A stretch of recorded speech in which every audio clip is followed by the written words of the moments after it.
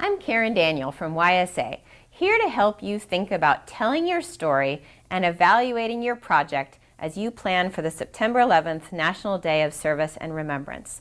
I'll be taking you through a section in the toolkit that YSA and our partner Save the Children have prepared for you, which you can download at ysa.org/9/11day. If you turn to page 30 of the toolkit, you will see information about telling your story. We are so excited about your project, and we want to help you make sure that lots of people know about the great work that you're doing. We have suggestions on the top of this page about how to reach out to the media. First of all, think about your goals. What do you want people to know about your project, and who do you want to tell? Second, think about your plan. How will you work with others to use new media like Facebook and Twitter and traditional media to tell people about what you're doing? And what are the best media outlets to reach the audiences that you want to reach?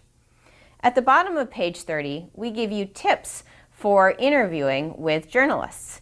Interviewing with the media can be exciting and also a little bit scary. With these tips for preparation, you'll tell your story in the most compelling and effective way possible. We give you ideas for important points to cover in your remarks, as well as ideas for looking your best in front of the camera. On page 31, we give you ideas for documenting your project through photos and videos. Think about how you will want to use photos and videos after your project is over. Think about how they'll benefit your project. Think about who and what and where you will photograph and record. The more you think about these goals and plan for them ahead of time, the smoother your documentation process will be.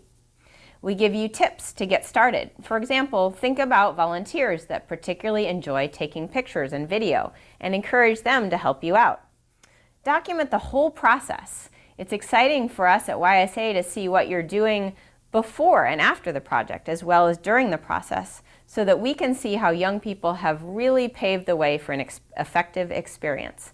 And finally, get inspired. Think about your favorite photos and videos and how you can share them with friends, the media, and others to really tell a powerful story about what you did that day.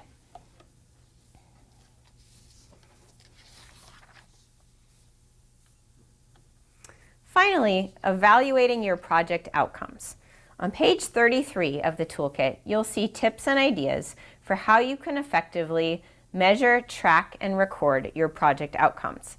You'll want to find out what changed in your community as a result of your project and how you've made your community more prepared for disasters.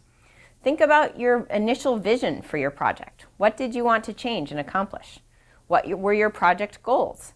What was your baseline data that you discovered about the situation in your community?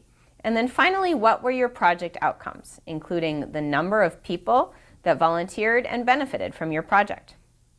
As you think about evaluating your project and all that took place, you'll want to think about some reflection questions like, what worked well as a part of what we did? What would you do differently if you were going to do it again?